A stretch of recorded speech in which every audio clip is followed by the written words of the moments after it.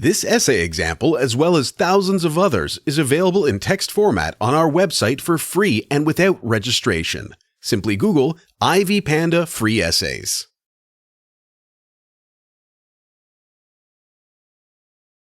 Introduction.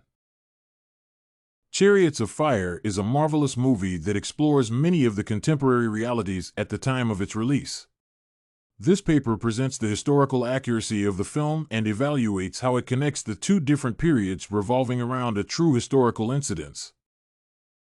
Main body. The film Chariots of Fire is one of the greatest 10 films in the history of mankind, released in 1981. It was directed by Hugh Hudson and written by Colin Welland.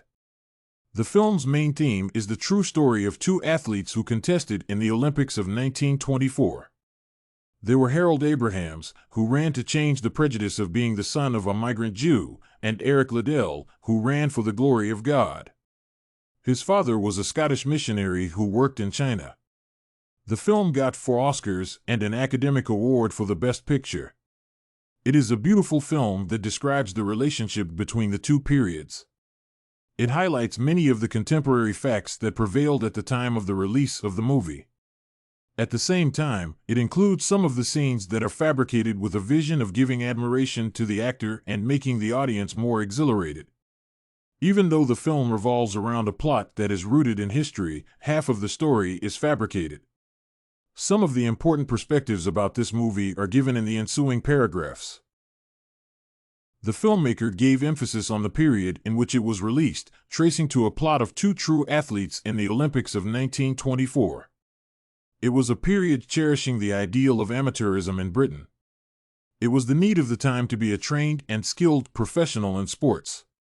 Britain had to meet the trained professionals of America in the contest. Abrahams broke the traditional preservations and received help from a professional.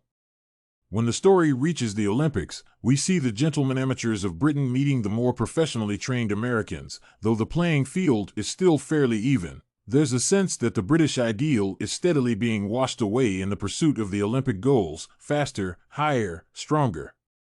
This film clearly shows the contest between two athletes, Abrahams and Liddell. The contest is between two ideological perspectives, since Abrahams is trained under a professional and Liddell is a representation of amateur training. This film brings light to the realities of the period of the 1980s. The film unfolds a number of contemporary realities of the period of its release. It tells about athletes, British aristocracy, anti-Semitism, religion, and nationalism, taking a plot of a real incident that occurred in history. The old true story reflects numerous inappropriate realities in the community. Putnam has already demonstrated his skill at producing films which strike a neglected chord in the public imagination. The chord being plucked is the reassurance of traditional values during a national crisis, the comforting sense that inner strength will win through. Other than pointing out many of the unsuitable prejudices in society, it unravels the values of sportsmanship, dedication, and commitment to the ideals and personal inspiration that are exemplary to all persons necessary to achieve anything in life. But, when we leave the film for critical reflection, we realize that half of the film's story is fabricated to give admiration to the actor and take the audience in hand through dramatic narration. Here lies a question: who would identify with someone who smoked and drank until the hour of the big race and had no idea he would win? Anti-Semitism is a perspective understated in the film through Abrahams. Abrahams was the son of a Jew, and this made Abrahams pound over the prejudice of the society over him.